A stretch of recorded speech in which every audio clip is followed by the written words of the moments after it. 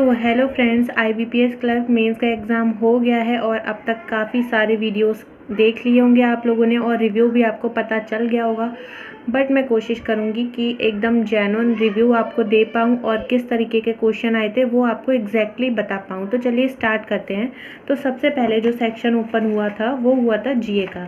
तो GA में जो मेरा सबसे पहला क्वेश्चन था वो यही वाला क्वेश्चन था कि जो अभी सेबी ने क्या किया है, T+3 डेज़ जो मतलब T+6 डेज़ की जो गाइडलाइन थी उसको T+3 डेज़ कर दिया है सिक्योरिटीज़ में। जो कुछ ऐसा क्वेश्चन था तो उसका जो आंसर था वो था सेबी। ओके, तो ये आपका 2-3 लाइन का क्वेश्चन लिखा हुआ था और ऑप्शन में कई सारे ऑप्शन दे रखे थे, बट जो 5th ऑप्शन था वो था सेबी। ठीक है, एंड फिर आया था आपका प्राण। प्राण कौन सी किसके अंडर आता है, तो इसमें ऑप्शंस दे रखे थे EPFO, NPS, तो किसके अंदर आता है आपको ये बताना था। इस तरीके से 1-2 लाइन का क्वेश्चन था। इसमें क्वेश्चन कैसे आए थे कि मैक्सिमम जो क्वेश्चन थे वो 2 लाइन के दे रखे थे और उनके ऑप्शंस भी आपको बहुत बड़े बड़े नहीं थे, ठीक ठीक ऑप्शन दे रखे थे, 1 वर्ड के या 3-4 वर्ड के ऑप्शन दे रखे थे। और RRB में कैसा आया था कि 5-6 लाइन का बहुत बड़ा सा क्वेश्चन था और पूरे पूरे स्टेटमेंट लिखे हुए थे और एंड में ऑल का ऑप्शन दे रहा था।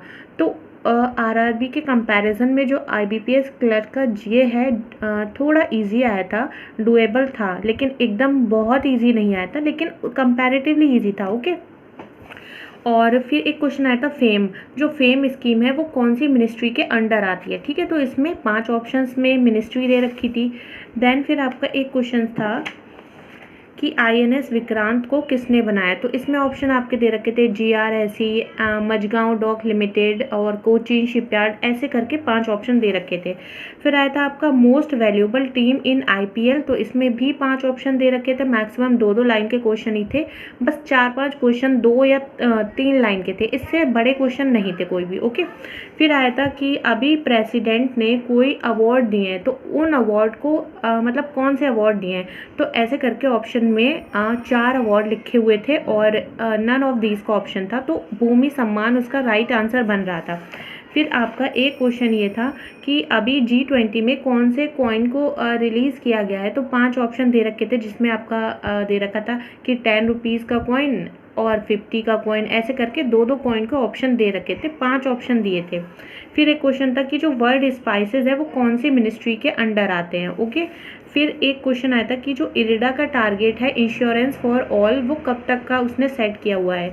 फिर एक क्वेश्चन था जेंडर गैप इंडेक्स। ओके, तो जेंडर गैप इंडेक्स में आपका क्या था कि उसमें आपको क्वेश्चन में इंडिया की रैंक दे दी थी और उन्होंने ये पूछा था कि कौन सा कंट्री इंडिया के पीछे है।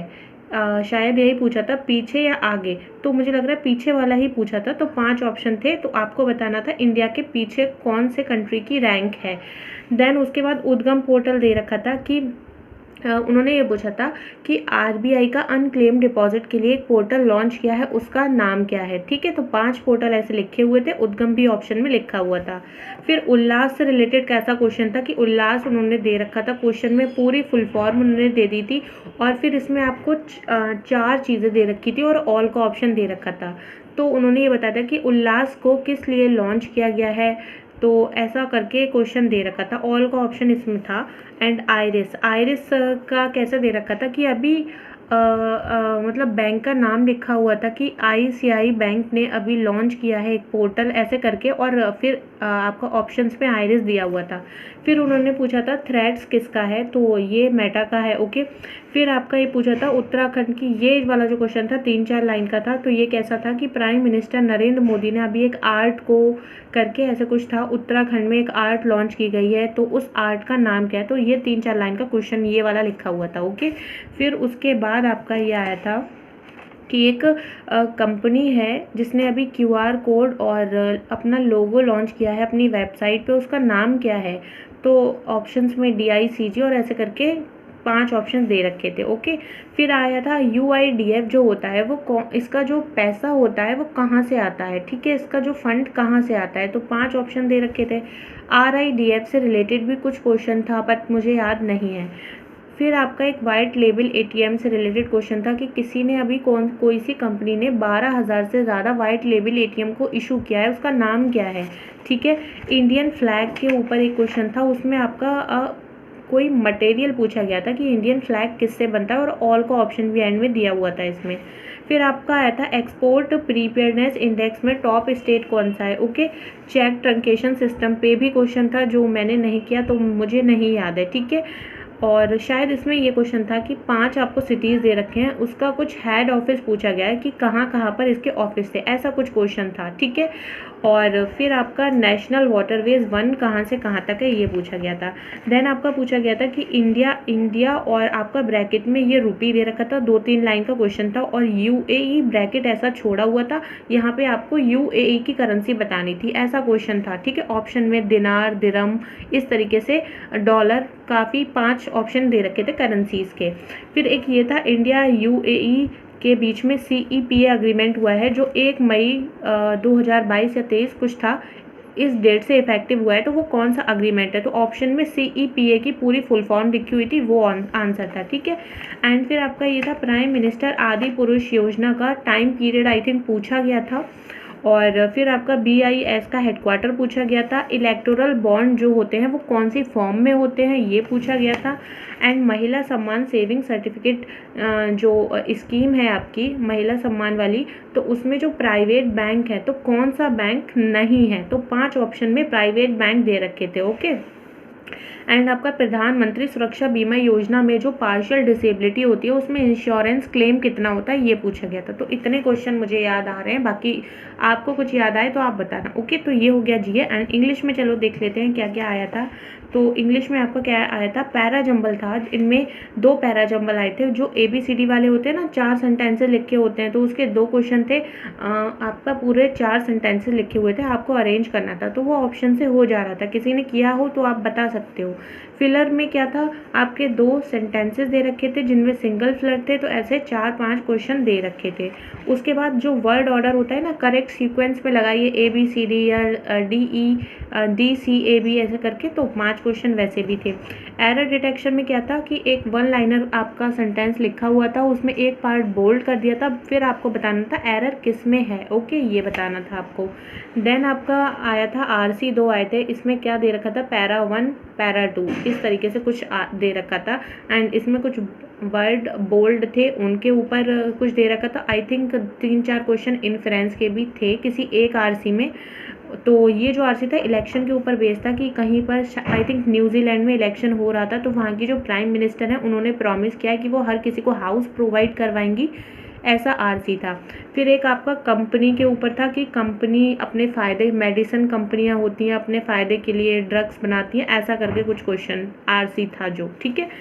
और फिर आपका टोन बेस्ड वाले भी 2-3 क्वेश्चन थे, इसमें क्या थी, 4-5 लाइनें लिखी हुई थी, आपको वो पढ़ना था और टोन बतानी थी आपको, तो ये मैं नहीं कर पाई, टाइम नहीं बचा था मेरे पास। और एक नए टाइप का क्वेश्चन कैसा था कि A, B 2 पर्सन दे रखे हैं, उनकी कुछ आपस में बातचीत सी हो रही है, मैंने मतलब ज़्यादा ध्यान से नहीं देखा, बस एक नज़र में मैंने जितना देख के समझ पाई मैं, कुछ ऐसा ही था कि AB का मतलब बातचीत चल रही है, फिर A कुछ बोल रहा है, देन B कुछ बोल रहा है, फिर A कुछ बोल रहा है, एंड फिर नीचे आके उनका फिलर दे रखा था, ठीक है। तो ये मैंने बिल्कुल भी नहीं किया। और उसके बाद में आपका ये दे रखा था, एक क्वेश्चन का सेट कैसा था कि आपका 3 क्वेश्चन का सेट था, इसमें आपको ABC आपको अरेंज करना था 3 सेंटेंसेस को, उसी में एक फिलर भी था और उसी में एक क्वेश्चन कोई और था जो याद नहीं आ रहा है। एक आपका क्लोज टेस्ट आया था जो अर्थ की प्लेट या अर्थ के क्रस्ट के ऊपर बेस्ड था, 4-5 क्वेश्चन थे। तो इसमें आपको क्या था, जो आपको वर्ड्स जो होते हैं वो बोल्ड करके दे रखे थे, पैरा में लिखे हुए थे वर्ड, वो दे रखे थे। देन आपको बताना था कि अगर इसमें क्या ये सही लिखे हैं तो आपको बताना था नो चेंज, एंड अगर ये गलत लिखे हैं तो आपको सही वाला ऑप्शन टिक करना था, ठीक है। तो ये हो गया सारा इंग्लिश का। एंड जो सबसे गंदा सेक्शन मुझे लगा वो लगा रीजनिंग ने ही मेरी सबसे ज़्यादा बैंड बजाई, अगर देखा जाए सबसे ज़्यादा मेरा टाइम इसी में वेस्ट हुआ, जिसका मतलब मैं क्या बोलूँ, मुझे बहुत ज़्यादा इसका ख़राब लग रहा है। तो रीजनिंग में क्या था, सेक्शन A, उसमें 2 पजल ही आए थे और कुछ नहीं आया था उसमें, जो 2-2 मार्क्स वाले क्वेश्चन थे उसमें 13 हाउस दे रखे थे जिसके 5 क्वेश्चन दे रखे थे, एंड 12 पर्सन थे जिसमें आपके 2 ईयर्स दे रखे थे प्लस मंथ दे रखे, तो उसके ऊपर भी 5 क्वेश्चन थे। मतलब देखने में लेंथ ठीक ठाक थी, बट मेरा एक भी नहीं बना और टाइम वेस्ट हो गया वो अलग, ठीक है। उसकी वजह से मेरा अटैम्प्ट इसमें ज़्यादा नहीं हो पाया। फिर सेक्शन B में जब आए तो उसमें इनपुट के 4-5 क्वेश्चन दे रखे थे, तो उसमें मेरा सिर्फ 3 स्टेप तक ही इनपुट बना। 4th और 5th स्टेप क्या था मुझे कुछ समझ ही नहीं आया उस टाइम पर। एंड सिलॉग के 2-3 क्वेश्चन दे रखे थे जो कि 3 स्टेटमेंट थे, आई थिंक 2 कंक्लूजन थे, और कोडेड इनइक्वालिटी के 3-4 क्वेश्चन दे रखे थे, जो बॉक्स वाली कोडेड इनइक्वालिटी होती है वो, ठीक है। एक आपका डायरेक्शन का सिंगल क्वेश्चन दे रखा था, एक वर्ड वाला भी कुछ आया था, कॉन्ग्लोमरेट आई थिंक, पता नहीं क्या, मुझे इतना अब नहीं याद आ रहा है। फिर इसी में एक क्वेश्चन था कुछ बॉक्स फ्लैट फ्लोर टाइप का, ए बी स्टेक दे रखे हैं, कुछ ऐसा कुछ क्वेश्चन था जो मैं नहीं पढ़ पाई ज़्यादा। 3-4 क्वेश्चन इसके ऊपर भी थे। कंडीशन बेस्ड कोडिंग थी। इसमें क्या था आपका मतलब बहुत ज़्यादा कंडीशंस दे रखी थी और कुछ अजीब अजीब से सिंबल बने हुए थे, तो पूरी स्क्रीन भरी पड़ी हुई थी इस क्वेश्चन में, ठीक है। एंड उसके बाद एक रो बेस्ड वाला जो क्वेश्चन शायद हम लोगों ने पहले हम लोग देखते हैं, प्रैक्टिस भी किया होगा काफ़ी सारे लोगों ने, जिसमें 3 रो दे रखी होती है, रिजल्टेंट पूछा जाता है और कुछ कंडीशंस दे रखी होती हैं कि इवन के बाद ऑड आएगा तो आप प्लस कर दोगे, इवन के बाद स्क्वायर आएगा तो आप माइनस कर दोगे, उस तरीके के 3 क्वेश्चन थे। तो उसमें मेरे टाइम बचा नहीं और मैं सिर्फ 2 ही क्वेश्चन कर पाई, ठीक है। एंड फिर आपके डीएस के भी 3-4 क्वेश्चन आए हुए थे, ठीक है। और क्रिटिकल रीजनिंग के भी काफ़ी क्वेश्चन थे, 8-9 या 10 पता नहीं, मुझे नहीं याद है अब उतना, लेकिन काफ़ी सारे क्रिटिकल रीजनिंग के क्वेश्चन थे, ठीक है। तो ये तो हो गया रीजनिंग। एंड फिर आ जाओ क्वांट पे। तो क्वांट तो मेरा ठीक हो गया, बट चलिए फिर बताती हूँ मैं। तो क्वांट में सबसे पहले जो ओपन हुआ मेरे सामने वो आए 4-5 अप्रॉक्सीमेशन के क्वेश्चन। देन फिर मेरे सामने एक डीआई आई जो टैबुलर डीआई थी, जिसमें डेटा मिसिंग दे रखा था एंड आपको उसके नीचे कुछ कंडीशंस दे रखी थी, कुछ यूनिवर्सिटी टाइप कुछ डेटा दिया हुआ था, अंबर धरा, उसमें 2 लोग करके दे रखे थे। तो 4-5 क्वेश्चन थे, मैंने उसको नहीं किया क्योंकि मुझे लग रहा था कहीं मैं फंस ना जाऊँ और टाइम भी मेरा वेस्ट हो जाए, वो अलग। फिर उसके बाद आपका ये एक ये डीआई दे रखी थी पाई चार्ट रिलेटेड, इसमें आपको कॉस्ट, लेबर कॉस्ट, टैक्स, ये सब करके कुछ दे रखा था। कुछ कंडीशन उन्होंने दे रखी थी 4-5, और शायद उन्होंने एक फार्मूला भी दे रखा था, 1 या 2 फार्मूला दे रखा था, ओके। देन उसके बाद मिक्सचर की एक डीआई थी, 2-3 क्वेश्चन की थी, 3 या 4 छोटी डीआई थी, तो किसी ने करी हो तो बताना, तो वो मुझे ठीक लगी, मैंने वो करी। उसके बाद पार्टनरशिप की भी एक डीआई थी, 3 क्वेश्चन थे, पर मेरे पास टाइम नहीं बचा था उसको करने का। एंड फिर एक कैसलेट की डीआई दे रखी थी, जिसमें Z की वैल्यू 75 और Y की 25 आ रही थी, 4-5 क्वेश्चन थे, तो ये भी मैंने करी। तो इसमें क्या था, जब आप ये वैल्यू निकाल लोगे उसके बाद जो ऑप्शंस हैं वो भी सीधे नहीं दिए हुए थे, उसमें भी ऑप्शंस कैसे थे, जैसे आपका आंसर 200 आ रहा है तो ऑप्शन भी ये दे रखे थे y + 10, 3y + 2, तो आपको ये कैलकुलेट करके 200 निकालना था ना, तो ऐसे करके ऑप्शंस दे रखे थे थोड़ा लेंथी बनाने के लिए। देन क्वाड्रेटिक के भी 2 क्वेश्चन थे, एक तो सिंपल वाला था जिसमें x और y में रिलेशन बताना होता है, एक क्वेश्चन कैसा था कि अल्फा की वैल्यू निकालनी थी, उसमें जो लार्जेस्ट या स्मॉलेस्ट रूट था कुछ ऐसा बोला था। फिर ये 64 की पावर अल्फा दे रखा था, तो उसका आंसर मेरा ये बन रहा था 1/16। आप लोग ने किया हो तो बताना आप। देन एक नंबर सीरीज़ का सेट था, 3 क्वेश्चन थे, इसमें ऐसा कुछ लॉजिक चल रहा था, तो जो वहाँ पर नंबर नहीं दिया था तो उसमें जो मिसिंग नंबर था उसकी वैल्यू 1 आ रही थी, ठीक है। तो इसके ऊपर भी 3 क्वेश्चन बेस थे। तो अगेन इसमें भी वही था कि ऑप्शन को लेंथी बनाने के लिए उनका रेशियो दिया है मिसिंग नंबर का, और एक नया नंबर इंट्रोड्यूस कर दिया, Z आ गया कहीं से, ऐसा करके कुछ दे रखा था। डीएस के 3-4 क्वेश्चन दे रखे थे, जिसमें प्रॉफिट लॉस से क्वेश्चन थे, एज बेस्ड क्वेश्चन थे। फिर एक नंबर सीरीज़ का सेट और था, 2-3 क्वेश्चन जो कि डेसिमल बेस्ड थी, जो मैंने बिल्कुल भी नहीं की क्योंकि मुझे लग रहा था कि अब मैं फंस जाऊंगी इसमें, तो मैंने वो नहीं किया।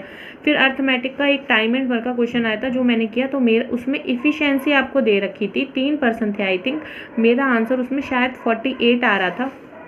इनकम के ऊपर भी क्वेश्चन था, एसआई के ऊपर भी क्वेश्चन था, ट्रेन के ऊपर भी शायद कोई तो क्वेश्चन आया था, एंड इवन आउट करके कोई एवरेज वाला क्वेश्चन आया था। एंड एक और डीआई जो मैंने करी है उसमें आपको क्या दे रखा है, एक आपको टेबल दे रखी थी, इसमें आपको प्राइवेट और प्राइवेट एंड गवर्नमेंट ऑफिसर का डेटा दे रखा था, और एक पाई चार्ट इसी के साथ दे रखा था जिसमें टोटल वैल्यू 5000 दे रखी थी, और ABCD करके।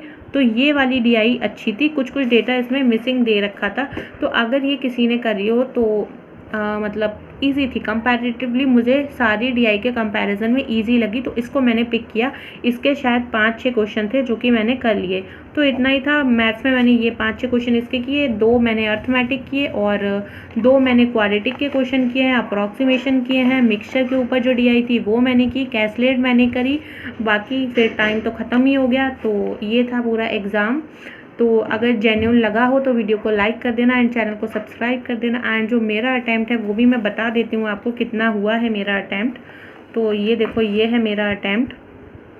जीए में मेरे जो हुए हैं 27 क्वेश्चन हुए हैं और इसमें से 4 या 5 क्वेश्चन मेरे गलत हैं जो मुझे पता चल चुका है। ओके, और इंग्लिश में मैंने 29 किए हैं, तो मुझे लग रहा है कि मेरे 21-22 के करीब नंबर तो आने ही चाहिए। और रीजनिंग में मैंने 12 किए हैं बस, और इसमें 2-2 मार्क वाला कोई भी क्वेश्चन नहीं है क्योंकि मेरा टाइम वेस्ट हो गया 2 मार्क्स के अटैम्प्ट करने के चक्कर में। मैं 1 मार्क का नहीं कर पाई, तो यहाँ मेरा थोड़ा सा अटैम्प्ट कम हो गया। और क्वांट में मैंने 24 क्वेश्चन किए हैं।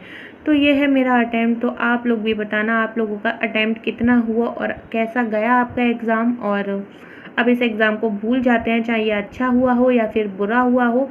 अब हम कुछ भी नहीं कर सकते क्योंकि अब वो टाइम निकल चुका है जब हम कुछ कर सकते थे। तो अब जो भी होगा वो 1 अप्रैल को हमें पता चलेगा। तो मिलते हैं नेक्स्ट वीडियो में। Thank you everyone.